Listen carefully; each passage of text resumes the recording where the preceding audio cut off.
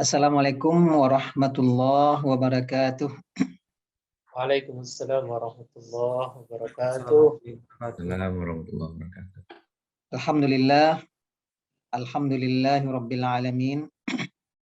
Wassalatu wassalamu ala asyrafil anbiya'i wal mursalin. Nabiyina Muhammadin wa ala alihi wa sahbihi ajma'in. Asyhadu an la ilaha illallah waliyus salihin. Asyhadu anna Muhammadan abduhu wa rasuluh. Arsalahullahu rahmatan lil alamin. Usikum wa nafsi bitaqwallah faqad fazal muttaqun. Ya ayyuhalladzina amanu taqullaha haqqa tuqatih wa la tamutunna illa wa antum muslimun. Yang kita hormati Ketua IKFK UNAN Bapak Profesor Delfitri Munir, para pengurus UPZ Yayasan Alumni FK UNAN yang dirahmati Allah, Bapak Ibu, saudari yang ikut serta dalam Zoom meeting pada malam hari ini yang dirahmati Allah. Alhamdulillah, kita kembali bersyukur kepada Allah Subhanahu wa taala atas nikmat dan karunia-Nya. Agenda kebaikan ini dapat kita laksanakan. Semoga kegiatan Tarhib Ramadan secara virtual ini menjadi sebuah amal soleh bagi kita semuanya, ikhlas karena Allah dan diletakkan oleh Allah kelak di timbangan kebaikan kita di akhirat.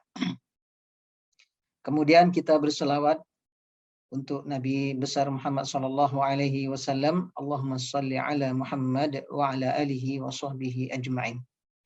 Semoga kita senantiasa dibimbing Allah untuk bersemangat mengikuti jejak langkah Rasulullah sallallahu alaihi wasallam, menghidupkan sunnah-sunnah beliau, dan semoga kelak di akhirat kita dipertemukan Allah dengan baginda Nabi sallallahu alaihi wasallam. Bapak Ibu, saudara-saudari hadirin yang ikut serta dalam agenda Tarhib Ramadan yang dirahmati Allah. Pertama, melaksanakan Tarhib Ramadan ini sebuah kebiasaan baik. Saya kira sangat bagus memang kita masyarakatkan, baik di masjid, di lembaga kita berada, atau dimanapun kita beraktivitas.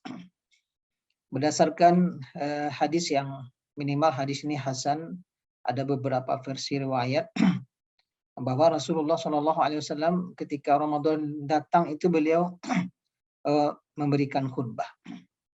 Beliau katakan, "Atakum syahrul Ramadan." Ya, telah datang kepada kalian bulan Ramadan. Syahrun mubarak. Bulan yang penuh berkah. Faradallahu fihi alaikum siyamah. Allah wajibkan kepada kalian pada bulan tersebut berpuasa. Tuftahu fihi abwabul jannah wa tughlaqu fihi abwabul jahim. Pada bulan tersebut dibukalah pintu-pintu surga dan ditutup pintu-pintu neraka. Wa tughallu fihi asyayatin. Dan dibelenggu setan-setan, kata Rasulullah. Wa fihi lailatun khairun min alfi syahr. Dan pada bulan tersebut terdapat satu malam yang lebih baik daripada 1000 bulan. Faman hurrima khairaha faqad hurim. Barang siapa yang tidak mendapatkan kebaikan Lailatul Qadar itu, maka sungguh dia telah diharamkan dari kebaikan. Begitu sabda Rasulullah SAW ketika beliau menyambut datangnya bulan Ramadan. Pada penjelasannya, ulama hadis mengatakan bahwa berdasarkan hadis ini disunnahkan kita berbahagia menyambut datangnya bulan Ramadan. Karena Rasulullah SAW merutinkan atau setiap kali dalam Ramadan datang beliau berkhutbah atau menyampaikan pidato, ya, seperti kandungan hadis tadi. Yang isinya adalah berita gembira, ya. Pintu surga dibuka, pintu neraka ditutup, ya, setan-setan dibelenggu, ada malam yang begitu mulia, nilai kebaikan dan pahala malam tersebut mengalahkan kebaikan dan pahala dari 1000 bulan. Itu semua berisi kabar gembira. Jadi dari hadis ini para ulama mengatakan sunnah hukumnya kita berbahagia, bergembira menyambut kedatangan bulan Ramadan yang mulia. Ramadan datang setiap tahun dan masing-masing kita sudah barangkali ya insya Allah Ramadan besok mungkin sudah Ramadan yang keberapa. Bagi kita yang berumur 50 tahun dan kita sudah berpuasa sejak umur 7 tahun misalnya, ya besok ini sudah Ramadan yang ke-43 atau 44. Nah, atau umur kita kurang dari itu atau lebih dari itu, tentu ini bukanlah Ramadan pertama kali. Para salafun saleh, para ulama-ulama pendahulu kita dari kalangan sahabat dahulu, mereka itu sangat rindu dapat bertemu kembali dengan Ramadan. Sehingga Ibnu Rajab Al-Hambali mengatakan, ulama besar dari mazhab Ahmad bin Hanbal mengatakan, para ulama di kalangan tabi'in, para salaf, ya pendahulu yang mulia, dahulu itu mereka berdoa, membagi doanya dalam setahun bagi dua. 6 bulan menjelang Ramadan datang, mereka sudah berdoa, Allahumma ballighna Ramadan. Ya Allah, sampaikan umur kami ke bulan Ramadan. Itu 6 bulan itu. Jadi sebelum Ramadan itu ada Sya'ban, ada Rajab, ada Jumadil Akhir, Jumadil Awal, Rabiul Akhir, Rabiul Awal. Jadi sejak Rabiul Awal, bulan 3 sudah berdoa kepada Allah, memohon ya sampai umurnya ke bulan Ramadan. Lalu begitu Ramadan berlalu, maka 6 bulan lamanya mereka berdoa kepada Allah agar diterima amalan-amalan mereka selama bulan Ramadan. Nah, begitulah keterkaitan orang-orang soleh dengan Ramadan ya. Sampai-sampai 1 tahun itu doanya, kata Ibnu Rajab Al-Hambali, dibagi 2.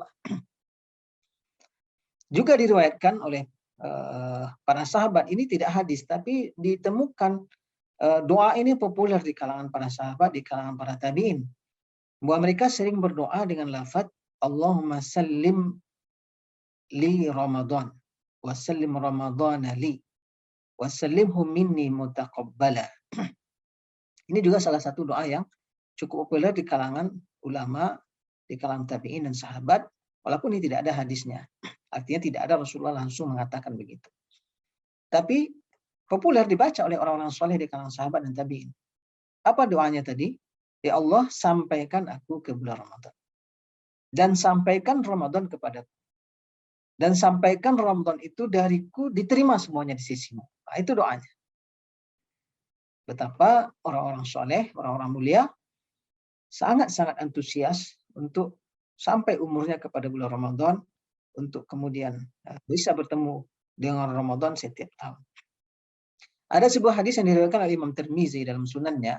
Imam Tirmizi menganggap hadis ini hasan, artinya bisa dipakai sebagai dalil. Walaupun ulama besar kontemporer yang sudah meninggal beberapa tahun yang lalu, Syekh Albani mengatakan hadis ini dhaif.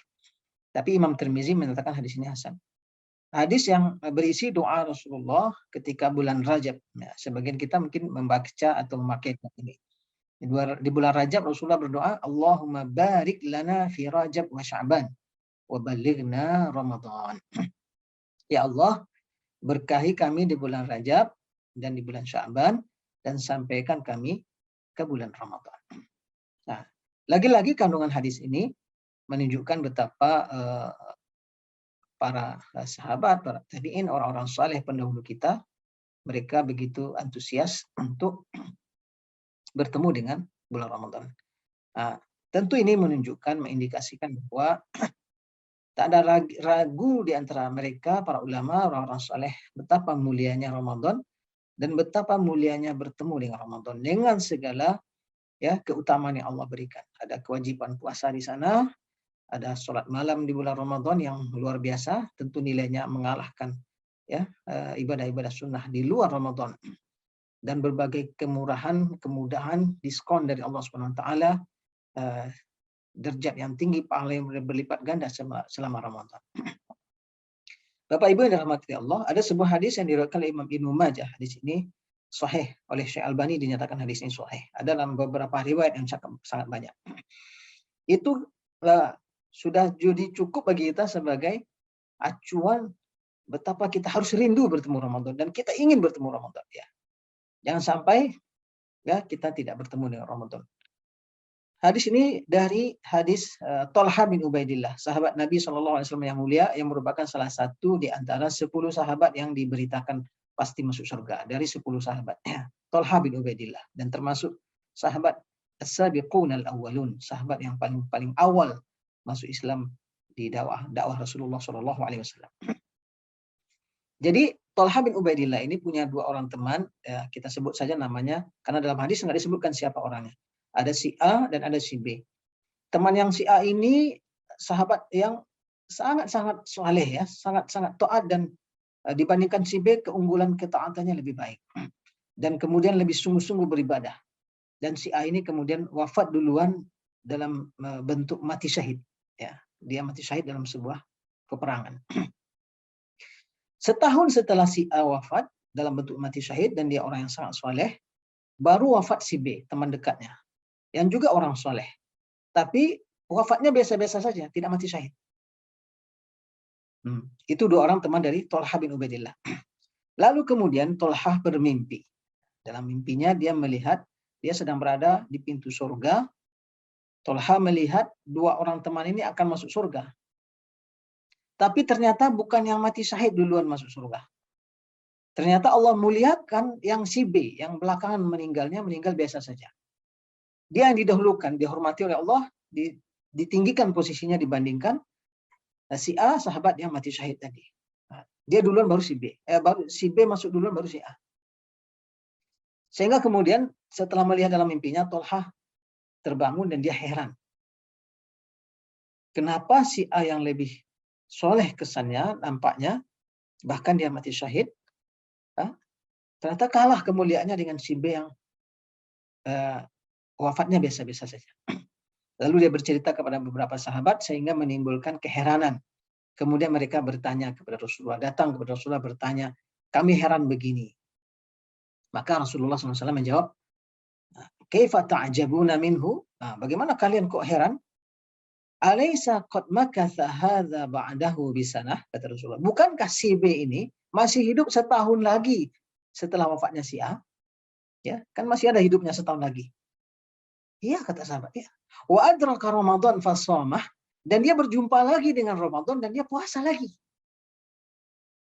Wa shalla kaza sajdah fi sanah, dan dia setahun setelah itu tuh masih sholat lagi sekian kali sujud dalam setahun, kata Rasulullah. Jadi setahun itu dia bisa sholat sehari sekian kali sujud, dalam setahun itu berapa totalnya? Dan dia berjumpa Ramadan dan dia puasa Ramadan.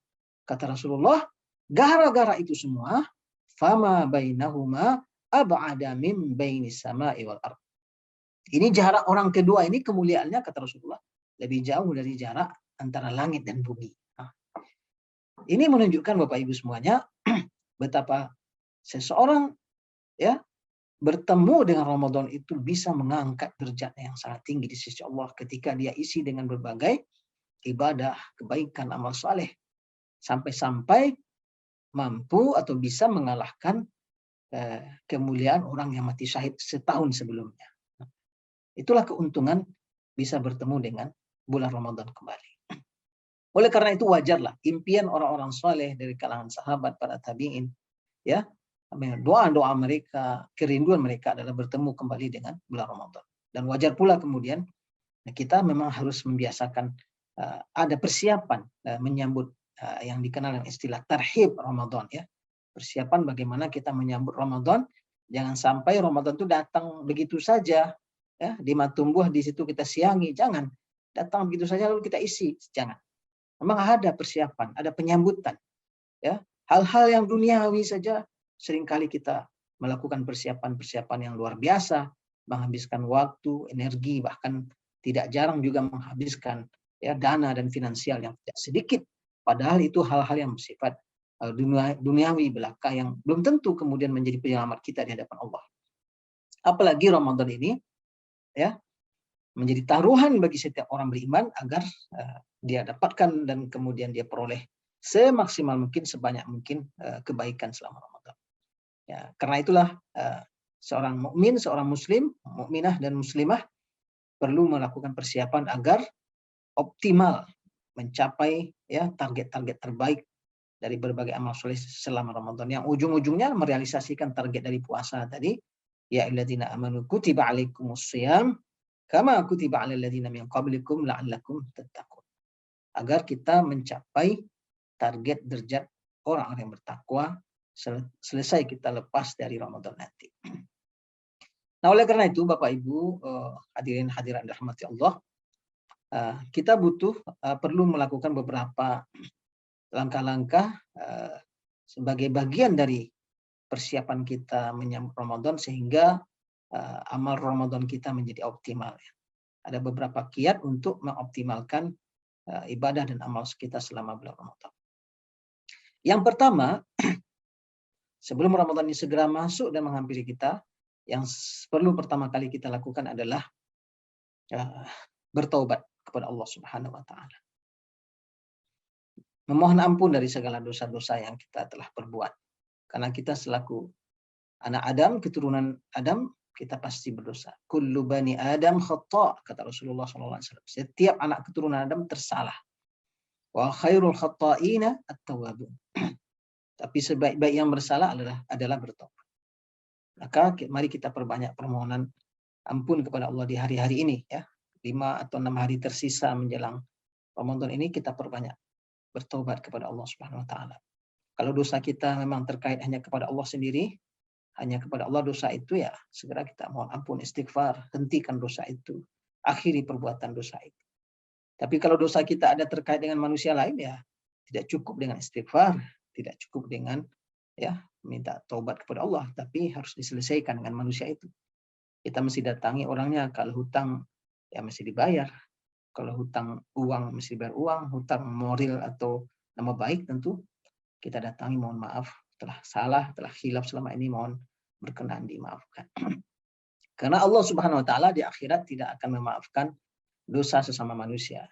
Itu manusia yang bersangkutan yang berhak memberikan maaf atau tidak. Sedangkan di akhirat nanti semua orang tak akan mau memaafkan. Sebab semua orang membutuhkan amal soleh untuk dapat diambil kembali. Dan semua orang akan menginginkan dosa-dosanya dilempar ke orang lain agar berkurang dosanya. Nah, disitulah terjadi transaksi ya kebaikan dan keburukan di akhirat kelak. Maaf tidak maafnya ya susah nanti di akhirat. Oleh karena itu, mari kita di hari-hari ini kalau ada hal-hal yang mungkin kita belum selesai sama manusia, kita selesaikan baik-baik agar kita betul-betul diampuni dosa kita. Sebab ibadah itu berat kalau hati kita masih ternoda dosa. Ya, para ulama salaf soleh mengatakan dahulu, kenapa kita jadi susah bangun malam untuk sholat malam? Di antara jawabannya mereka katakan, mungkin siang hari Anda banyak dosa, sehingga malam berat bangun. Kenapa orang kesiangan bangun subuh? Ya, mungkin berdosa juga malam itu, sehingga nggak dibangunkan oleh Allah Subhanahu wa taala. Ya, dahulu para tabi'in mengatakan, ya, saya menyaksikan akibat dari dosa saya itu pada istri saya, pada anak-anak saya, pada tunggangan saya, bahkan tikus di rumah saya pun banyak tingkah ketika saya berdosa. Segitunya sensitifnya rasa hati orang-orang pendahulu kita yang soleh dahulu. Jadi kalau dia mulai melihat banyak tikus gentayangan di rumah, dia langsung introspeksi diri. Astagfirullah, saya banyak dosa ini kok banyak tingkah tikus. Atau mereka kalau nunggang tunggangannya, kendaraannya, kalau dahulu kan naik onta, naik kuda, atau naik keledai gitu. Tiba-tiba kok nggak patuh saja ini tunggangan, ya. Istilah kita mada saja ini kuda ini, ya nggak sesuai dengan perintah. Mereka dahulu itu langsung introspeksi diri. Astagfirullah, ini saya mungkin berdosa. Lalu Allah nampakkan itu. Bahkan juga kata mereka di istri dan keluarganya. Banyak saja masalah timbul di keluarga, mereka kemudian segera beristighfar. Nah, Ramadan tentu kita akan sibuk dengan kebaikan. Tentu tidak mampu kita melaksanakan secara baik dan maksimal kalau kita masih ternoda dengan dosa-dosa. Ini langkah pertama agar kita optimal beribadah. Yang kedua, yang harus kita lakukan untuk menyambut Ramadan dan agar optimal ibadah kita selama Ramadan adalah kembali kita perbaharui ilmu dan pemahaman kita tentang berbagai ibadah selama bulan Ramadan. Kita baca lagi buku-buku tentang ya, hukum-hukum puasa, rukun, sunat, wajib, ya, yang membatalkan, yang makruh, bagaimana fikih sholat tarawih, sholat witir, fikih etika, fikih zakat. Kita ulang lagi baca, karena ini agendanya sekali setahun datang. Kadang kita lupa, kadang kita lalai. Umar bin Abdul Aziz, cicit dari Umar bin Khattab, ya, salah satu khalifah yang dianggap oleh para ulama sebagai khulafaur rasyidin, khalifah yang dapat petunjuk dari Allah. Beliau pernah menyatakan, ya, man abadallaha bi ghairi ilmin kana ma yufsidu aktsara mimma yuslihu. Orang yang beribadah tanpa ilmu itu merusak lebih banyak daripada memperbaiki. Ya, tidak cukup kita antusias, semangat beribadah, tapi ternyata tidak berlandaskan ilmu dan pemahaman. Ya, tidak dibangun di atas basic, ya, paham, ada acuannya, ada dalilnya, ada petunjuknya yang benar dari Rasulullah SAW, ada arahan dari ulama yang mengarahkan seperti itu. Nah, yang sampai kita berletih-letih, berlelah-lelah, nanti kita kira, ya, sudah menyembah Allah sebaik-baiknya, ternyata belumlah tepat sasaran. Nah, oleh karena itu kita sarankan, ya, buka lagi buku-buku yang bisa dijadikan rujukan referensi, baik berbahasa Arab bagi yang bisa mengakses yang berbahasa Arab, atau versi-versi terjemahan juga cukup banyak yang diterbitkan oleh para ulama. Baca lagi bagaimana hukum-hukum fikih tentang puasa, sholat malam, witir, i'tikaf, ya, fikih zakat, nanti tentang mengqadha, fidyah dan sebagainya. Jangan kita cukupkan dengan informasi lama yang barangkali kita juga sudah lupa dan sebagainya. Ini poin kedua yang harus kita lakukan untuk optimalisasi amal dan ibadah selama Ramadan. Yang ketiga yang sebaiknya kita lakukan untuk meningkatkan kualitas dan kuantitas ibadah kita di Ramadan adalah perlu kita mengatur ulang jadwal aktivitas harian kita selama Ramadan. Mesti kita atur agar jangan sampai waktu yang ada yang diberikan oleh Allah Subhanahu wa taala setiap hari 24 jam nanti banyak yang terbuang sia-sia, ya. Misalnya habis untuk tidur, atau habis untuk bermain-main, habis untuk hal-hal yang tak berguna dan bermanfaat. Ini mesti kita atur betul. Nah, tentu dengan pengaturan itu kita mesti buat ada target-target lah gitu. Kita selama Ramadan besok ini rencananya kalau mau tilawah Al-Qur'an itu mau khatam berapa kali. Tentu kita acuannya adalah apa yang sudah kita capai tahun lalu. Karena Allah Subhanahu wa taala tidak membandingkan kita dengan orang lain, tidak. Kita nggak akan diadu-adu dengan si A dengan si B, mana yang lebih baik, mana yang lebih kurang baik. Nggak begitu. Allah mengadu diri kita dengan diri kita sendiri. Allah membandingkan diri kita dengan diri kita sendiri. Hari sebelumnya apa prestasi kebaikan dan amal soleh kita? Hari berikutnya seperti apa? Bagi kita yang pernah dulu mendengar cerita yang terdapat dalam hadis Sahih Bukhari, Imam Bukhari memberi judul hadis ini dengan hadis qatilu mi'ah. Hadis si pembunuh 100 orang. 100 orang sudah dia bunuh. Tapi lelaki ini masuk surga. Kenapa dia masuk surga? Setelah genap 100 dia bunuh, dia ingin taubat, dia ingin beramal saleh. Datangi ulama, kemudian serius dia minta ampun kepada Allah, dan kemudian berdasarkan petunjuk ulama waktu itu, ada seorang alim memberikan petunjuk, pergi pindah ke kampung lain. Tinggalkan kampung maksiat, tinggalkan kampung kamu telah berbuat dosa. Pindah ke kampung lain sana, di sana banyak orang soleh. Ikutlah bersama mereka beramal soleh. Lalu berangkat laki-laki ini. Dan di tengah jalan dia wafat. Ternyata setelah diukur oleh malaikat, jaraknya ke kampung yang nanti rencananya akan beramal soleh, dia lebih dekat. Maka dia masuk surga. Diampuni oleh Allah Subhanahu wa taala. Dibawa oleh malaikat rahmat. Nah, dia pembunuh 100 orang. Kemarin masih membunuh 100 orang. Hari ini dia jauh lebih baik. Dia sudah pada posisi bertaubat, dan taubatnya diterima oleh Allah Subhanahu wa taala. Dia tidak dibandingkan yang orang lain yang mungkin sudah sholat sekian puluh tahun, ya, berpuasa sekian kali, ya, bersedekah dan sebagainya. Tapi laki-laki ini sebagaimana dalam hadis Sahih Bukhari, ya, amalannya belum layak dipuji sebenarnya. Tapi bila dibandingkan dengan posisi dirinya sebelumnya, dia telah mengalami lompatan yang luar biasa. Nah, oleh karena itu dalam mengatur jadwal aktivitas dan agenda-agenda kita, ya, memang perlu kita targetkan. Dan mudah-mudahan, ya, target itu bagian dari niat, dari rencana yang baik. Allah Subhanahu wa taala sebagaimana Rasulullah ajarkan, innamal a'malu binniyat. Amal itu tergantung niat. Ya, kebaikan yang kita niatkan walaupun tidak jadi terlaksana karena mungkin terhalang, ada kendala, tetap Allah kemudian berikan kita pahala niat. Sebagaimana juga keburukan yang direncanakan, lalu nggak jadi kita laksanakan karena kita nggak mau mengerjakan, kita ditulis kebaikan, ya, kebaikan. Begitu Allah Maha Pengasih, Maha Penyayang. Nah, oleh karena itu, Bapak Ibu, perlu kita ya bangun sebuah komitmen di rumah, mungkin ayah, ibu, ya, suami, istri dengan anak-anak. Kita sepakatilah. Rencananya Ramadan ini mau khatam baca Quran berapa kali. Rencananya mau sholat tarawih kemana, insya Allah.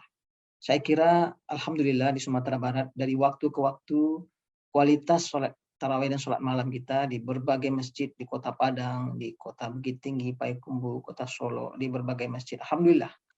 Saya perhatikan setiap tahun terus mengalami perbaikan. Beberapa masjid di Sumatera Barat sudah ada yang tarawihnya ya khatam 1 juz semalam. Setiap malam 1 juz. 30 malam khatam Quran.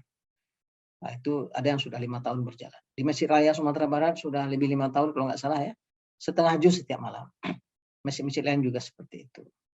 Ada yang juga tidak khatam mungkin tapi imamnya berkualitas, bacaannya tenang.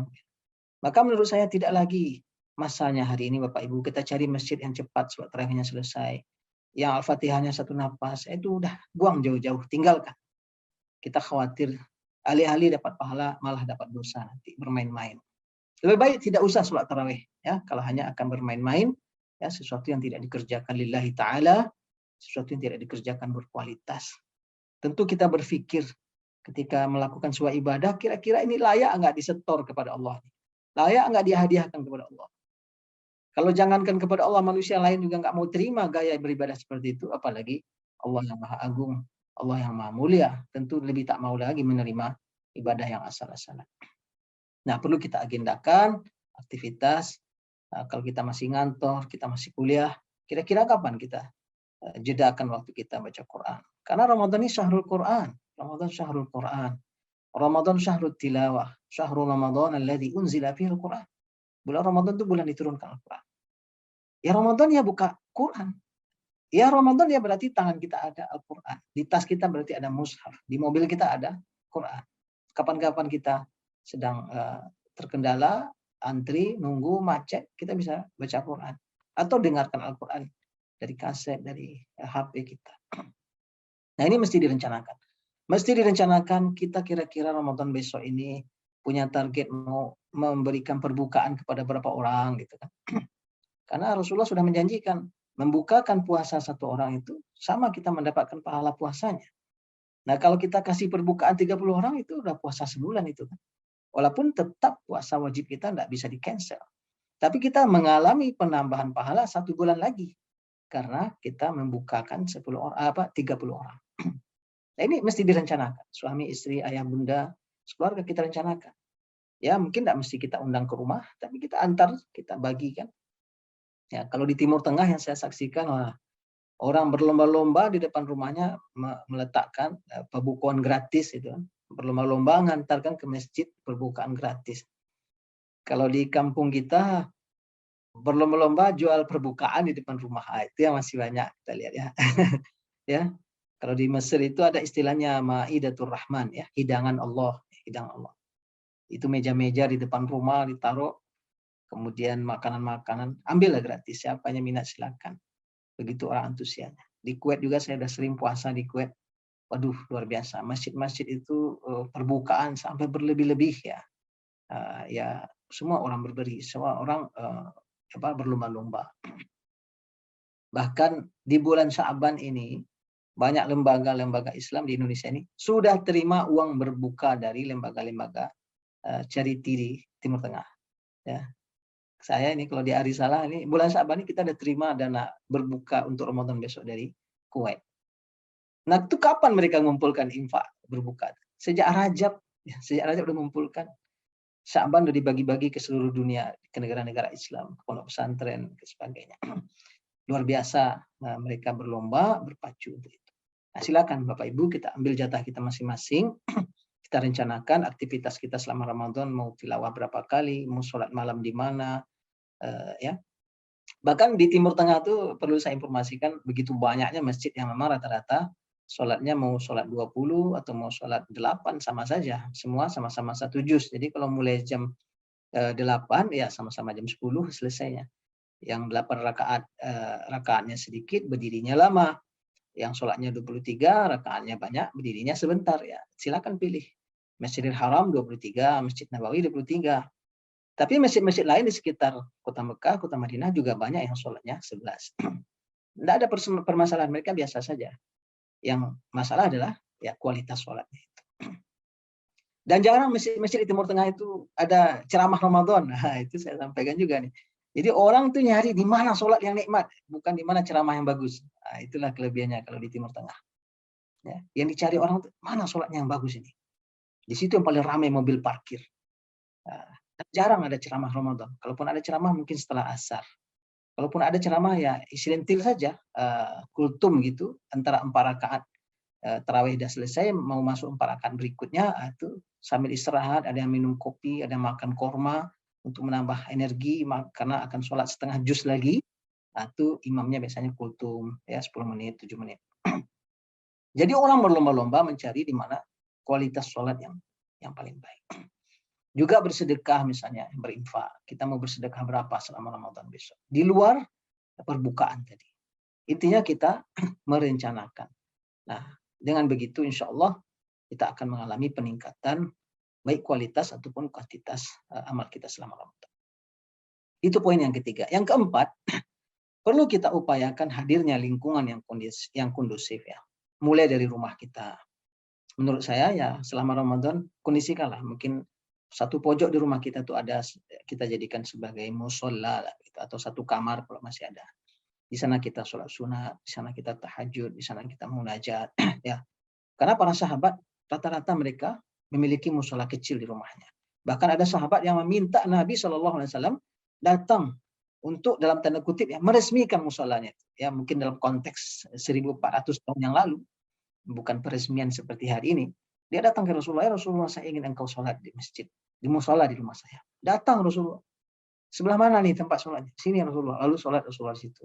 Dan sahabat ikut di belakang. Nah silakan kondisikan. Kita perlu siapkan mushaf yang akan kita bawa, ada tandanya, yang taruh di tas. Kita bawa ke kantor, buat kuliah, ya kemana kita beraktivitas, atau di rumah. Saya kira juga kalau ada rezeki, pasanglah jam digital waktu sholat, waktu imsak itu. Langsung kita pasang. Tidak ada salahnya harta kita beli, kita pakai untuk mentaati Allah Subhanahu wa Ta'ala. Apakah sajadah, mushaf, pengingat waktu dan sebagainya. Kondisikan lingkungan, rapikan rumah. Kita display rumah, dibuat mungkin kalimat selamat datang Ramadan, kami berbahagia engkau datang. Dan kalimat-kalimat lain. Itu di berbagai negara Islam saya saksikan sambutan-sambutan dalam bentuk kalimat, hiasan lampu ya. Bahkan waktu saya pergi ke Singapura beberapa tahun yang lalu di bulan Ramadan itu ada kampung Arab itu penuh dengan lampu kedap-kedip, mewujudkan mengkondisikan suasana ini Ramadan, ada kalimatnya, kalimat marhaban Ramadan atau sejenisnya, sehingga orang sekitar juga berusaha mengkondisikan diri, ya menyesuaikan diri dengan bulan yang mulia ini. Bila perlu kemudian ya menyediakan perangkat-perangkat lain, buku-buku majalah, buku hadis yang akan kita baca selama Ramadan. Lingkungan lah. Kantor pun kalau kita menjadi pimpinan di kantor, ya, saya kira mari kita kondisikan jadwal bekerja agar kita kemudian semua, mulai dari pimpinan dan anggota bawahan semuanya, bisa maksimal beribadah, bisa maksimal juga beramal saleh, tanpa tentu mengurangi kewajiban dan tugas yang menjadi amanah yang kita emban dan kita mendapatkan hak di balik itu. Nah, ini yang keempat, pengkondisian lingkungan. Tentu ya kurangilah berteman dengan orang-orang yang mungkin tidak menghargai Ramadan. Kurangi berkawan, berinteraksi dengan orang-orang yang nggak peduli Ramadan, nggak Ramadan, segitu juga pekerjaannya. Segitu juga amal solehnya. Nah, Rasulullah SAW mengatakan, Al-mar'u ala dini khalilih, kata Rasulullah dalam hadisnya. Seseorang tergantung agama temannya. Falyanzur ahadukum man yukhalil. Hendaklah setiap kalian perhatikan dengan siapa dia berteman. Karena dia mempengaruhi kualitas beragama kita. Terakhir yang kelima barangkali juga dari hari ini segera kita kondisikan stabilitas kesehatan. Karena kalau kita sehat, kita bisa maksimal beribadah kepada Allah Subhanahu wa taala. Tidak ada salahnya kita periksa gigi ya, periksa kesehatan badan kita, tambah energi kita, tambah suplemen kita, madu, herba atau hal-hal yang membuat kita sehat, datang ke dokter sehingga selama Ramadan kita bisa maksimal. Kita bisa beribadah dengan baik. Kata Rasulullah SAW dalam hadisnya, ni'matani maghbunun kullu insani. Dua nikmat manusia kebanyakan tertipu dengan dua nikmat itu. Apa dua nikmat itu? As-sihhatu wal faragh. Kesehatan dan kelapangan waktu. Ketika kita sehat lupa kita. Sakit itu rasanya nggak kepikir. Begitu udah sakit baru terasa nikmat sehat. Begitu juga kelapangan waktu. Ketika kita lapang kita santai-santai saja, tidak maksimalkan dengan kebaikan. Ketika sibuk-sibuknya nyesal kita. Semua ingin akan dikerjakan, semua ingin diselesaikan. Tapi apa daya, sedang sibuk. Maka dua nikmat Allah ini tidak boleh kita tertipu, sehat dan kelapangan. Mari mungkin kita ajak keluarga kita, anak-anak juga, ya, periksa kesehatan atau memang dalam kondisi sehat, kita tingkatkan kesehatan kita. Ya, saya kira Bapak Ibu, karena di Fakultas Kedokteran sudah sangat paham nih saya kira ya. Agar dengan kesehatan yang maksimal kita bisa beribadah lebih banyak ya. Tentu nanti selama Ramadan tidur akan berkurang, makanan dan cairan kita berkurang karena kita 12 jam atau 13 jam tidak makan dan minum. Maka tentu diimbangi dengan kualitas ya, makanan yang kita makan sehingga sebulan penuh kita sehat walafiat dan tak tertinggal satupun ya. Nah, lebih dari itu tentunya tadi di awal sudah kita katakan doa-doa yang sangat kuat ya. Dari awal-awal saya saat ini, besok pagi, tengah malam, kita berdoa kepada Allah. Ya Allah, sampaikan umurku ke Ramadan. Dan beri aku kesehatan, kekuatan, ya, lahir dan batin, jiwa dan raga, ya, akal dan pikiran untuk mentaatimu ya Allah, ya, di siang hari, di malam hari, ya. Nah, terserah, kita boleh berdoa dengan bahasa Indonesia. Itu barangkali Bapak Ibu hadirin hadirat rahmati Allah sedikit yang bisa kita diskusikan atau kita bagi malam hari ini sebagai wujud dari tarhib atau menyambut Ramadan dengan target tentu optimalnya amal soleh kita selama Ramadan nanti dan kita keluar dari Ramadan telah bersih diampuni oleh Allah Subhanahu wa taala, meraih malam 1000 bulan, meraih seluruh bonus-bonus utama yang Allah sediakan selama Ramadan. Demikian aku lupa lihada wa astaghfirullah li wa lakum wa lisairil muslimin wal muslimat wal mu'minin wal mu'minat astaghfiruhu innahu ghafurur rahim. Assalamualaikum warahmatullahi wabarakatuh. Waalaikumsalam warahmatullahi wabarakatuh. Jazakallahu khair wa ahsanul jaza. Terima kasih banyak kita ucapkan kepada guru kita Al-Ustadz Haji Irsyad Syafar LCMID yang telah menyampaikan ini daging semua ya, insya Allah. Mudah-mudahan apa yang beliau sampaikan bisa kita amalkan dalam kehidupan kita sehari-hari, setidaknya selama bulan suci Ramadan ini. Prof, Dr. Rendra, dan segenap pengurus, Bapak Ibu alumni FK UNAN, adik-adik mahasiswa, kemudian staf operasional dari UPZ alumni FK UNAN, baik itu Rumah Tahfiz, Rumah Quran, Rumah Yatim Quran, dan program-program lainnya yang hadir pada malam yang berbahagia ini. Tentu tidaklah lengkap rasanya ya kalau sekiranya apa yang telah beliau sampaikan tadi tidak kita sempurnakan dengan pertanyaan unek-unek dari kita yang silakan untuk kita sampaikan kepada beliau dengan alhamdulillah dengan bergabungnya beliau malam ini bersama dengan kita. Nah, Bapak Ibu alumni yang punya pertanyaan bisa langsung menuliskan di bagian chat ya. Nanti akan kita bacakan pertanyaan-pertanyaannya. Ustadz Irsyad, ini ada pertanyaan pembuka dari ketua. Assalamualaikum Ustadz, izin bertanya. Rasanya ingin juga berbagi takjil, namun niat ini dikalahkan kecurigaan, nanti malah habis oleh yang tidak berpuasa. Nah, bagaimana baiknya Ustadz? Karena memang puasa ini hanya dia dan Allah yang tahu gitu. Ya, Nah, ya. ketika ada berbagi takjil, dia juga ikut mengambil takjil. Ini bagaimana menyikapinya? Kira-kira begitu, Ustaz. Iya, ya. Terima kasih Pak Dr. Indra ya. Ya, ini mungkin tentu sudah pernah terjadi. Saya kira juga nggak di kita saja, di tempat lain ya, di berbagai negara juga terjadi begitu. Ada orang-orang yang yang penting dia dapat makan kan, nggak tahu puasa atau tidak. Tentu pertama kita sudah berangkat dari niat yang ikhlas ya, berniat kepada Allah agar kita mendapatkan pahala puasa orang yang kita berikan perbukaan. Nah, ini modal pertama kita. Kemudian yang kedua, mungkin bisa divariasikan kali Pak Dokter ya.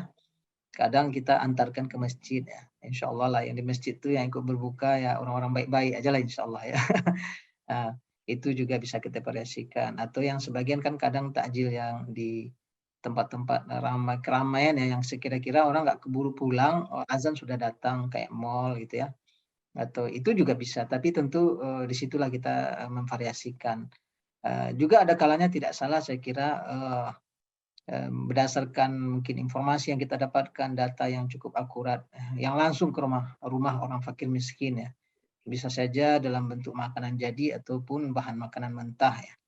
Sebenarnya di pelosok-pelosok itu pengalaman yang saya rasakan ya, saya di Payakumbuh 50 kota, datang ke pinggir-pinggir itu ya, saudara kita kaum muslimin yang mereka berpuasa, tapi kondisi keekonomian mereka mau puasa, mau hari biasa juga berat gitu. Sehingga ketika kita hantarkan sekarung beras, tambah telur, luar biasa bahagianya ya. Tetap tentu niat kita nanti agar dia bisa tidak saja berbuka tapi juga makan sahur dengan itu. Tentu pahalanya lebih maksimal lagi. Saya kira ya bisa divariasikan itu Pak Dokter. Dan tentu dengan bekerja sama dengan tidak kita eksekusi sendiri, kebaikan ini akan lebih luas manfaatnya. Mungkin orang lain kenalan kita atau UPZ lembaga tentu juga bisa mendata ya saudara kita kaum muslimin yang memang sangat layak dibantu di bulan Ramadan ini. Divariasikan saja Pak Dokter. Setelah itu ya kita serahkan kepada Allah Subhanahu wa taala. Jangankan beri makan manusia Pak Dokter. Memberi makan kucing, anjing, burung aja kita dapat pahala dari Allah Subhanahu wa taala.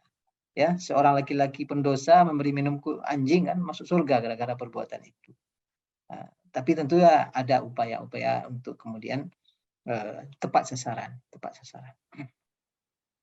Wallahu a'lam bishawab. Begitu Pak Dokter. Ya, terima kasih Baik, Ustaz. jazakallah Ustaz. Untuk Ya. pertanyaan yang kedua adalah, ini ada dua penanya, tapi intinya sama. Bagaimana mempertahankan semangat? Biasanya kalau di awal-awal Ramadan bersemangat sekali gitu. Kemudian pertengahan dan akhir semangat itu hilang seperti ekor mencit. Iya, ya. Nah, gimana kiat untuk mempertahankan semangat tersebut, Ustaz? Iya ya. Terima kasih nih Pak Dokter, Bu Dokter bertanya ya. Jadi para ulama menganalogikan puasa atau Ramadan itu kan pertandingannya ya, pertarungannya, kompetisinya. Nah, idealnya di bulan Sya'ban ini latihan gitu. Ibaratnya kalau apa namanya seorang pelari jarak jauh, lomba maratonnya itu nanti di bulan Ramadan. Nah, sebelum datang hari lomba dia ada latihan dulu. Latihan dia lari 10 km, latihan lari 5 kilo, lari 40 kilo dan sebagainya. Nah, begitu datang lombanya dia sudah atur ritme beribadah. Jadi kalau memang kita mohon maaf kurang persiapan ya, di matibonya lah gitu kan, di matumbo kita siangi, oleh hari pertama Ramadan langsung aja kita ansua gitu. Memang biasanya tidak maksimal. Sehebat-hebat orang jago berenang, kalau nggak pernah latihan pas pertandingan ya dia akan kalah. Dia akan kalah. Ya bintang-bintang olahraga kalau meninggalkan latihan, mengandalkan pertarungan di hari H saja, dia akan terjungkal. Nah memang kalau kita hari pertama lah dipupuh langsung khatam 5 juz sehari itu kan, yakinlah hari kedua langsung keberatan itu. Ya belur hari kedua. Bagusnya justru dijaga untuk setidak-tidaknya naik setidak-tidaknya stabil gitu kan, kalau 1 juz atau kemudian meningkat gitu kan. Hari pertama baru 1 juz, hari kedua ada naik sejuz lebih seperempat begitu. Misalnya itu dalam kondisi bacaan. Ya. Jadi tentu untuk menjaga itu jangan ekstrim di awal langsung. Orang yang lari jarak jauh karena puasa Ramadan ibarat lari jarak jauh, Orang yang lari jarak jauh kalau dari awal dah langsung dia sprint, ya tumbang dia di tengah perjalanan. Sprint itu di akhir. Makanya 10 terakhir Ramadan itulah partai puncak. Kalau bisa malah ngambil cuti di 10 terakhir, ambil cuti agar bisa i'tikaf, agar bisa khatam lebih banyak, agar bisa sholat malam lebih panjang, agar bisa ya fokus untuk ya kan untuk akhirat kita, kenapa nggak kita fokuskan begitu kan? Jangan-jangan inilah Ramadan terakhir kita, setelah itu nggak dapat lagi. Jadi, mulailah dengan yang standar biasa. Rasulullah kalau sholat malam itu dia biasanya mulai dengan sholat sunat ringan dulu 2 rakaat. Setelah itu baru dia agak panjang. Itu cara Rasulullah beribadah di tengah malam, sholat sunat malam beliau. Nah, kalau kita analogikan ke ibadah Ramadan, tentu begitu juga. Jangan langsung hari pertama itu ekstrim, jangan. Ya, ekstrim artinya jauh kali bedanya dengan kemarin-kemarin gitu. Dengan kemarin-kemarin nggak gitu amat, langsung ekstrim. Itu hari kedua langsung jadi berat ya. Hari ketiga sulit kita mempertahankan dalam skala yang sama begitu. Nah, itu barangkali. Kemudian tentu kita memang bagaimanapun kita butuh kawan, butuh partner. Ya, kata Rasulullah, alaikum bil jamaah. Kalian tuh mesti bersama-sama. Fa inna syaitana ma'al wahid. Syaitan tuh sama orang sendiri. Wa huwa minal isnaini ab'ad. Sama orang berdua, setan mulai menjauh. Kalau udah bertiga, semakin jauh. Kalau ada rekan kita bersama untuk beribadah, ada kawan kita yang menemani kita beramal soleh, itu membuat kita bertahan. Sama aja dengan lari maraton. Coba lari maraton 1000 orang lari. Nah, kita agak tahan itu. Ya, lari agak 5 kilo, 10 kilo, karena ramai. Coba lari sendiri 5 kilo. Aduh, berat. Atau bersepeda ya. Bersepeda sendiri dari Padang ke Bukit Tinggi nggak kuat. Tapi coba ramai-ramai. Nyampai juga di Bukit Tinggi. Nah, jadi dalam beribadah kita butuh teman. Dalam mentaati Allah kita butuh kawan. Agar kita saling menguatkan. Kalau enggak kita enggak kuat menghadapi setan yang kemudian menggoda kita. Alah tuh, jangan tambah julai. Ya kan? Nah, itu barangkali kiatnya Bu Dokter, Pak Dokter. Jangan ekstrim dari hari pertama, tapi usahakan kemudian stabil dan mengalami peningkatan di hari-hari ujung. Wallahu a'lam bishawab. Baik, terima kasih Ustaz. Ada 2 pertanyaan lagi Ustaz. Yang pertama dari Dr. Asfiandri, beliau menanyakan, lebih afdol mana? Sholat di masjid atau musolah yang terdekat dengan rumah kita, atau mencari masjid yang nyaman, yang bagus, bacaan imamnya, tapi jauh? Mana yang lebih afdol? Yang kedua Ustadz, bagi perempuan, ini dari Dr. Erdanela, bagi perempuan sholat tarawih itu lebih utama di mana? Di rumah atau di musola? Walaupun musolanya di samping rumahnya sendiri. Apa Ustaz? Iya, makasih. Pertama dari Pak Dr. Asfiandi ya. Ya tentu idealnya kita tidak membenturkan 2 pilihan ini kan. Jangan hanya 2 opsi di depan kita. Kalau bisa opsinya itu 3. Yang satu lagi masjidnya dekat dan sholatnya bagus. Nah, berarti gimana kita bekerja sama pengurus masjid kita dorong untuk menghadirkan imam-imam yang baik. Kenapa tidak ditransfer imam yang bagus selama Ramadan saja gitu kan? Mari kita satu komplek ini membayar imam itu gitu kan. Datangkan imam yang hafiz, datangkan imam bagus bacaannya, dan sholat di masjid dekat rumah kita. Itu saya kira opsi satunya itu. Gitu. Nah, adapun opsi 2, kalau dalam kondisi sholat malam Ramadan ini, maka pilihan utamanya adalah sholat yang terbaik, bukan masalah dekat atau jauh. Karena hadisnya kan begini, man qama ramadhana imanan wa ihtisaban ghufira lahu ma taqaddama min dzambi. Siapa yang sholat malam Ramadan dengan penuh iman dan perhitungan, berarti terkait kualitas sholatnya. Ya, terkait kualitas sholatnya. Maka kalau kita ada dimudahkan Allah punya kendaraan, ya, datang pergi ke masjid yang lebih baik, ya, apalagi kita bawa keluarga, bawa anak dan istri, sehingga itu menjadi sebuah syiar, ya, syiar qiyam Ramadan. Nah, jadi saran saya acuan pilihannya adalah opsi penguatnya adalah kualitas sholatnya, bukan jarak atau dekat atau jauhnya. Tapi kalau sholat wajib dia tidak ada pilihan kan, sholat wajib ya selesai di dekat rumah ya bisa selesaikan. Nah, tentang Ramadan ini kita sedang berpacu meraih kualitas terbaik. Nah, sejalan dengan itu sama dengan pertanyaan Bu Dr. Erdanela ya, bagi perempuan bagaimana? Ya sebenarnya jangankan sholat sunat, sholat wajib perempuan itu afdolnya di rumahnya. Dan kalau bisa di kamarnya. Itulah yang terbaik bagi perempuan. Tapi dalam hadis lain Rasulullah SAW mengatakan, jangan larang wanita-wanita kalian pergi ke masjid. Nah masalahnya ini, jangankan sholat tarawih ya. Sholat wajib saja kadang kaum wanita kita akui tentu tidak mampu sholat dengan baik, dengan bacaan yang lebih berapi, yang lebih panjang barangkali, ayatnya lebih beragam. Kalau kita udah sholat di rumah ya, apalagi kebanyakan kita nggak hafal Quran juga, nanti kulhu aja kan. Kalau ahad saja lantungan, tentu kapan lagi kita merasakan sholat juz 1, sholat juz 2, sholat juz 3 begitu kan. Imam khatam membaca, kita khatam mendengar. Kan dapat pahala mendengar kita. Nah, dalam posisi ini saya lihat juga di Timur Tengah itu masjid-masjid menyediakan tempat-tempat khusus untuk kaum wanita. Jauh lebih baik kondisinya. Jadi sampai-sampai pengurus masjid itu memang menyediakan tempat khusus, tambah lagi tenda, tambah lagi pembatas agar nggak bertemu dengan laki-laki kan. Seperti itu. Di masjid-masjid di Timur Tengah seperti itu. Bukan Masjid Haram, Masjid Nabawi saja, tidak. Di Mesir, di Sudan, di Kuwait yang saya sudah saksikan langsung dan sudah mengalami puasa di sana, ya, masjid menyediakan tempat khusus untuk kaum wanita karena terjadi ya membeludaknya kedatangan kaum wanita. Karena mereka juga ingin menikmati sholat dengan imam yang bagus, kualitas bacaan yang baik, ya, dan merasakan khusyuknya beribadah seperti itu. Kalau di rumah tentu ya tingkat kekhusyukan tidak seperti itu, kualitas dan kuantitas bacaan seperti itu. Tapi seandainya sanggup kita misalnya, ya si ibu-ibu ini para hafizah misalnya, dia bisa sholat lebih baik di rumah dibandingkan musolanya. Ternyata di musolanya, nah al-fatihahnya satu nafas gitu kan, sholatnya pendek-pendek saja, cepat selesai. Nah, tentu lebih baik lah sholat di rumah lagi. Karena aslinya Rasulullah dulu sholat malam, sholat tarawih itu hanya 3 malam atau 4 malam pertama saja. Habis itu beliau sudah di rumah aja lagi. Khawatir nanti dianggap wajib oleh para sahabat. Nah, jadi alat ukurnya, Bu Dokter, ya di mana yang lebih baik kualitas sholatnya, itu pilihannya. Nah, itu sebagai barometer untuk malam Ramadan ini ya, karena kita sedang berlomba-lomba meraih ya hadis Nabi, man shoma ramadhana imanan wa ihtisaban wa man qama ramadhana imanan wa ihtisaban. Bahkan Rasulullah mengizinkan kaum wanita untuk i'tikaf. Para sahabat i'tikaf. Di masa Rasulullah hidup, istri Rasulullah ada yang i'tikaf. Setelah Rasulullah wafat, para wanita-wanita juga i'tikaf.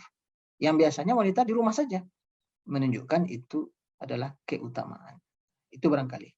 Wallahu a'lam bishawab. Baik, jazakallah Ustaz. Terima kasih banyak Ustaz atas penjelasannya, luar biasa. Ini ada pertanyaan, mudah-mudahan ini bukan yang terakhir. Begini Ustaz, apa yang menjadi parameter suksesnya Ramadan itu bagi seseorang? Karena ada banyak fenomena lihat di bulan Ramadan dia betul kencang dalam beribadah, semangatnya luar biasa, sedekah, sholat, semua itu bagus sekali. Tapi pasca Ramadan kembali lagi ke kebiasaan awal seperti sebelum-sebelumnya. Standar suksesnya itu seperti apa? Karena ada ulama mengatakan bahwa Ramadan itu pola kehidupan ideal manusia. Nah, mohon penjelasannya Ustaz. Ya, terima kasih Ustaz. Wallahu a'lam bishawab. Jadi pertanyaan ini kalau para ulama membahasnya dalam tema apa tanda-tanda makbulnya amal kita selama Ramadan. Tanda-tanda pasti tentu kita tidak akan bisa memvonis seseorang, tapi dibicarakan oleh ulama ini untuk diri kita masing-masing. Dibicarakan oleh para ulama untuk kita gunakan pada diri kita masing-masing. Maka di antara tanda-tanda diterimanya amal soleh kita, salah satunya para ulama mengatakan min alamati qabuli ta'at at-ta'atu ba'daha. Ya, itu istilah yang dipakai oleh para ulama. Tanda-tanda diterimanya sebuah ketaatan adalah taat lagi setelah itu. Nah, gitu. Jadi kalau ada orang setelah Ramadan kemudian jadi orang baik, jadi pemurah gitu kan, baik hubungan masyarakat, antusias dengan kebaikan, antusias dengan amal soleh, semakin rajin ke masjid, ya insya Allah itu tanda-tanda kebaikan, tanda-tanda amal solehnya diterima. Sehingga kebalikannya apa? Kalau ada orang selesai beramal soleh lalu berbuat dosa, ya, berbuat maksiat setelah beramal soleh, ya, 1 Syawal udah tidak sholat wajib dia lagi, gara-gara silaturahim kian kemari kan, azan zuhur nggak sholat lagi, lah asar sehari. Itu khawatirnya ya, tanda-tanda belum diterimanya amal soleh. Mungkin kurang ikhlas ya, mungkin dikerjakan bukan karena Allah Subhanahu wa taala. Karena Allah hanya menerima yang ikhlas semata. Nah, itu diantara indikasi seseorang mendapatkan qabul dari Allah Subhanahu wa taala. Ya, di antara tanda-tanda qabul lagi yang disebutkan oleh para ulama adalah kemudian ya semakin baik dia. Nah, semakin baik. Semakin baik ini kan bukan berarti karena Ramadan memang berbeda dengan bulan lain. Kita tarawih tiap malam, ya. Kita baca Quran sekian juz. Artinya dibandingkan dengan bulan Sya'ban atau dibandingkan dengan bulan Rajab, kondisinya di bulan Syawal, di bulan Zulkaidah itu dia lebih baik. Nah, artinya dibandingkannya dengan bulan-bulan biasa juga gitu. Karena Ramadan nggak bisa dibandingkan. Nah, bila seseorang mengalami kondisi lebih baik setelah Ramadan berlalu atau orang pergi haji, apa tanda haji mabrur? Apa tanda hajinya diterima oleh Allah? Ya, sepulang haji dia menjadi orang baik, menjadi orang taat. Ya, beberapa dosa-dosa yang mungkin dulu masih dilakukannya, setelah itu dia tak lakukan lagi, dia mohon ampun kepada Allah. Nah, indikasinya seperti itulah. Artinya dia menjadi lebih baik lagi daripada hari-hari sebelumnya. Nah, itu barangkali Ustaz, acuan atau barometer sebuah amal itu diterima oleh Allah Subhanahu wa taala. Ada tanda lain yang disebutkan oleh para ulama, misalnya doa mustajab. Doa mustajab itu juga tanda amal diterima. Ingat 3 pemuda dalam hadis sahih ya, 3 pemuda yang terkurung di dalam gua, lalu mereka masing-masing berdoa menggunakan amal soleh yang mereka anggap paling ikhlas, yang paling diterima oleh Allah. Lalu pintu gua itu yang tertutup batu yang jatuh bergeser, satu doa satu geseran, satu doa satu geseran, 3 kali bergeser, baru mereka bertiga bisa keluar. Ya bisa kita uji aja gitu, misalnya kita memohon kepada Allah, oh ternyata ada beberapa permohonan kita diijabahi oleh Allah, diberikan kabul oleh Allah. Ya, kita tentu ini semua kita gunakan untuk diri kita, tidak untuk mengukur orang lain. Maka insya Allah kita bersyukur ya, mudah-mudahan ini tanda Allah Subhanahu wa taala berikan kabul ya, Allah terima amal kita selama Ramadan. Begitu barangkali Ustaz. Allah a'lam bishawab. Baik, terima kasih banyak kita ucapkan kepada Ustaz Irsyad yang telah memberikan penjelasan luar biasa panjang lebar kepada kita semua. Nah, bagi Bapak Ibu alumni yang masih ada pertanyaan, ada yang ingin disampaikan, silakan. Alhamdulillah, Ustaz Irsyad masih bersamai, guru kita masih membersamai kita pada kesempatan ini. Ada yang mau diputar? Ustaz Irsyad, rehat sebentar. Ya, silakan Ustaz Ali. Iya.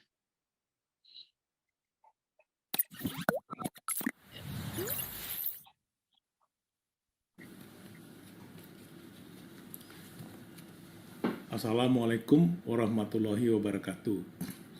Syukur alhamdulillah kita ucapkan kepada Allah SWT di mana UPZ FK Unan sejak tahun 2018 telah menunjukkan eksistensinya dalam media dakwah dalam berupa memberikan santunan kepada mualaf lebih dari 200 orang, mendirikan masjid di Mentawai, dan juga mengelola rumah tahfiz, serta juga membina mahasiswa yang kurang mampu, baik dalam membantu UKT dalam masa pandemi, atau membina mahasiswa yang dalam bentuk beasiswa yang berkelanjutan.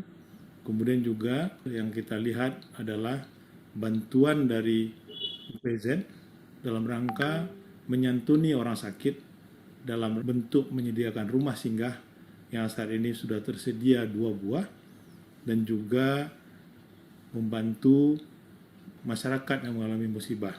Untuk itu kita berikan apresiasi kepada UPZ FK Unan, kepada pengurus dan juga pada Ikatan Alumni FK Unan, serta Sivitas Akademika FK Unan yang telah bahu-membahu dalam melaksanakan atau menjalankan kegiatan UPZ FK Unan ini sampai saat ini, dan tentu kita selalu meminta atau memohon bantuan baik berupa zakat kemudian sedekah, infak, ataupun donasi yang diberikan kepada UPZ FK Unan untuk melanjutkan kegiatannya dan terus berkiprah dalam memberikan dakwah kepada masyarakat di Sumatera Barat. Terima kasih.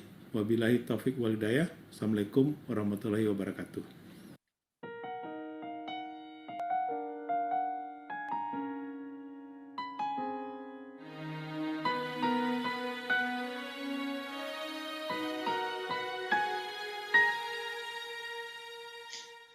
Baik Bapak Ibu sekalian yang dirahmati oleh Allah Subhanahu wa taala.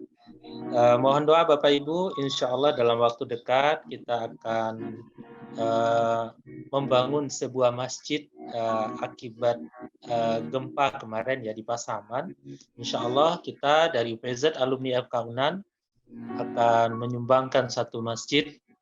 Oleh karena itu, mari kita bersama-sama menyukseskan satu masjid yang merupakan sumbangan dari alumni FK Unan di Pasaman. Bapak Ibu sekalian yang dirahmati oleh Allah Subhanahu wa taala, kita lanjutkan bersama guru kita Al-Ustaz Haji Irsyad Syafar. Ustaz, ada satu pertanyaan lagi Ustaz. Ya, silakan. Dari Dr. Asfiandri, beliau menanyakan mengenai interaksi dengan Al-Qur'an. Mana yang lebih baik? Memperbanyak bacaan Quran atau baca Al-Quran plus terjemah dan tafsir. Jadi memperbanyak bacaannya saja atau memperbanyak baca Al-Quran ditambah dengan tafsirnya, ditambah dengan terjemahnya.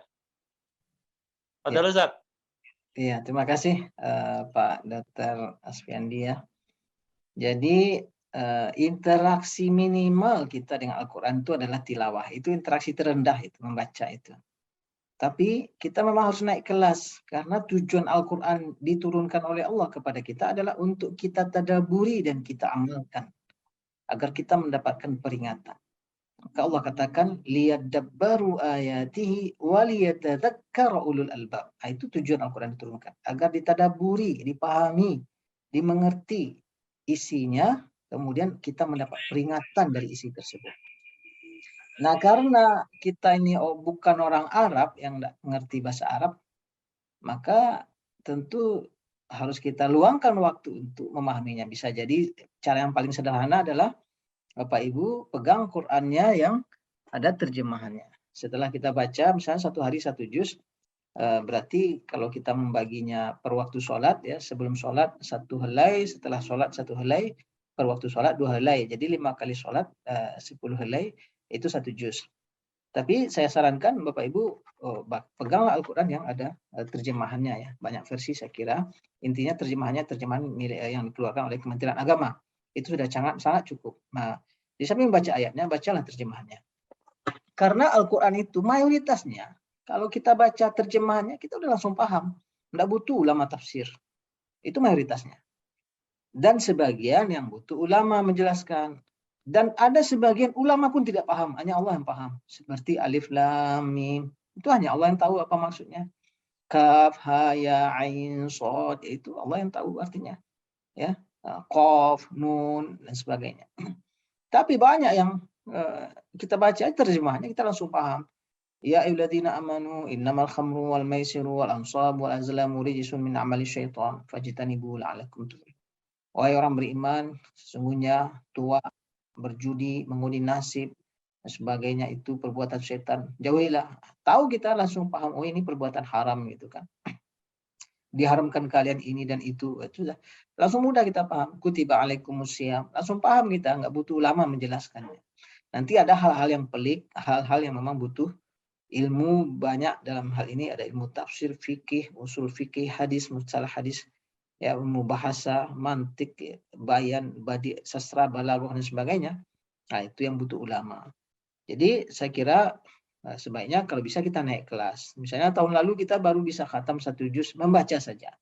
Nah, tahun ini kita khatam 1 juz tapi tidak sekedar membaca, kita juga sempat membaca terjemahannya ya, sehingga kita paham.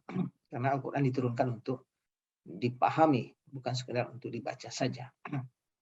Nah, kalau bisa naik kelas lagi dari itu, mengamalkannya, ya, membaca, memahami, mengamalkan. Kalau bisa naik lagi kemudian mengajarkannya kepada orang lain. itu juga. Kemudian menghafalnya, itu beberapa jenis interaksi kita dengan Al-Quran. Atau mendengarkannya dibaca oleh orang lain, itu juga. Karena Rasulullah SAW ya, menyuruh sahabatnya untuk membaca Al-Quran di depan beliau. Dan beliau mendengarkannya. Nah, jadi mendengarkan dari bacaan orang lain, baik dalam berupa kaset, atau orang yang duduk di depan kita, atau murattal di HP kita, atau ya terserahlah caranya, penting kita mendengar tilawah dibaca gitu. Itu juga satu bentuk interaksi kita dengan Al-Quran. Itu barangkali Pak Dokter yang disediakan waktu kita untuk membaca dan memahaminya minimal. Baik Ustadz, jazakallah Ustadz. Ini pertanyaan terakhir dari Dr. Luciana Yanti. Beliau bertanya, beliau ingin sekali kalau sholat tarawih itu bacaan Qur'annya yang panjang. Mungkin 1 juz lah, satu malam 1 juz. Pertanyaannya adalah, boleh tidak kita saat sholat membuka Al-Quran? Ya. Wallahualam bishawab, ini juga sudah difatwakan oleh banyak ulama di Timur Tengah dan juga sudah dikerjakan di banyak masjid di Timur Tengah. Khusus untuk salat sunat itu dibolehkan imam membuka mushaf, ya. Makanya diproduksi di negeri Arab itu mushaf yang besar-besar, ya, mushaf qiyam namanya, atau mushaf salat malam, mushaf tahajud, di mana satu halamannya itu untuk 1 rakaat. Jadi halaman kanan rakaat pertama, halaman kiri rakaat kedua. Nanti salam, pindah, putar halamannya, kita udah bisa masuk lagi rakaat ketiga dan keempat. Nanti salam, putar lagi. Jadi kita tidak memutarnya di tengah sholat gitu kan. Dicetak Quran yang besar itu, ada namanya mushaf sholat ya. Itu saya kira di Indonesia sudah ada yang dijual lebih dari 1 juta harganya. Ukurannya besar. Kita bisa taruh di atas ada tiang kayu, letakkan sehingga kita berdiri, kita membaca nampak sama kita, tulisannya besar. Nah, para ulama membolehkan untuk sholat sunat, imam melihat mushaf. Tapi untuk sholat wajib tidak boleh. Sepakat para ulama mengatakan tidak boleh untuk sholat wajib. Kalau sholat sunat dibolehkan. Sehingga juga saya menyaksikan di banyak masjid di Timur Tengah ada yang ya masjidnya belum hafal imamnya, maka dia membacanya dengan membuka mushaf di depannya. Itu dibolehkan. Wallahu a'lam bishawab. Jazakallah Ustaz. Luar biasa penjelasan dari guru kita pada malam ini. Jadi Bapak Ibu alumni, tentu tidak perlu lagi kami mengulang kembali apa yang telah disampaikan oleh guru kita. Mudah-mudahan apa yang beliau sampaikan bisa kita amalkan. Alhamdulillah 1,5 jam telah berjalan, dan insya Allah selama 1,5 jam itu pula doa-doa malaikat turut membersamai kita. Insya Allah waktu yang kita sediakan untuk mengikuti kajian ini mendapatkan barokah dari Allah Subhanahu wa Ta'ala. Bapak Ibu tentu tidak sempurna ya rasanya. Ada satu lagi bertanya. Iya Ustaz. Oh iya Bu. Masih mengganjal Ustaz. Maaf Ustaz. Silakan Bu Dokter. Yang dimuliakan Allah. Saya mau bertanya, mana yang lebih bagus sholat tarawih itu 4-4-3 itu atau 11 rakaat atau 23 Ustaz? Ya. Makasih Bu Dokter. Langsung Ustaz. Maaf Ustaz. Ya. Yang pertama, kalau sholatnya 8 atau mau sholat 23, sebenarnya dari dalil yang sahih, sholat malam itu semuanya 2 rakaat. 2 rakaat, 1 salam. 2 rakaat, 1 salam. Itulah sholat sunat di malam hari. Tapi sebagian ulama membolehkan sholat 4, 1 kali salam, sholat 4 lagi, 1 kali salam, lalu 3 sekali salam. Tapi yang kuatnya Bu Dokter, 2. Saya udah coba sholat tarawih di berbagai negara di Timur Tengah, di Arab Saudi, di Kuwait, di Qatar, di Emirat, di Mesir ya. Saya belum temui masjid di negara Arab yang sholatnya 4-4, nggak ada. Saya belum temui lagi. Hanya ada di Indonesia aja itu. Tapi secara hukum ada ulama yang membolehkan. Namun yang terbaik adalah sholatnya 2 sekali salam. Mau sholatnya 8 tambah witir 3 rakaat, atau sholatnya 23, 20 tambah witir 3 rakaat, silakan. Yang penting sholatnya khusyuk, tenang gitu kan, tidak buru-buru. Kalau sama-sama 1 juz ya insya Allah sama-sama mulia. Yang satu panjang berdirinya, sedikit rakaat. Yang satu banyak rakaatnya, sebentar berdirinya. Jadi kalau di Timur Tengah itu sholat mau 8 atau 20 semuanya sama-sama 2 rakaat Bu Dokter. Jadi sholat malam itu dua rakaat, sholat sunat 2 rakaat.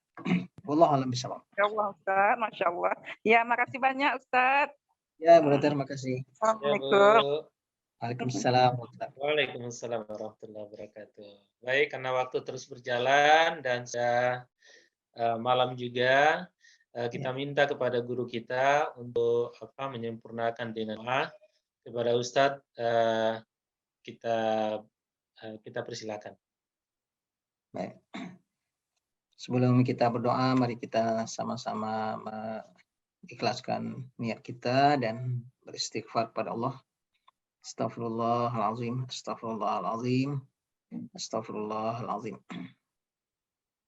A'udzu billahi minasyaitonir rajim. Bismillahirrahmanirrahim. Alhamdulillahi rabbil alamin.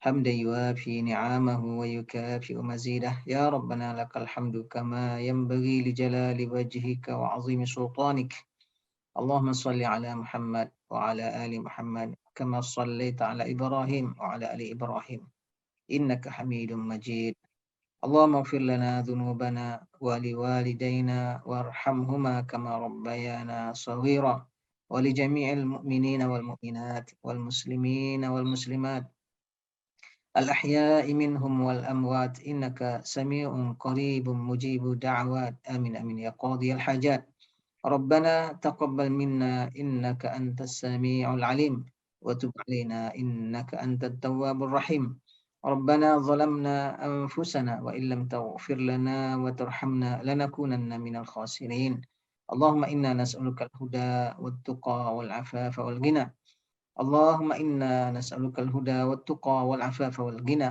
اللهم آت نفوسنا تقواها وزكها أنت خير من زكاها أنت وليها ومولاها إنك نعم المولى ونعم النصير يا الله يا رحمن يا رحمن يا رحيم يا مجيب السائلين يا الله yang maha pengasih penyayang yang maha mengampuni segala dosa kami memohon ampun dan memohon maaf kepadamu ya Allah segala dosa-dosa kami yang nyata, yang tersembunyi, yang kami ketahui, yang tidak kami ketahui.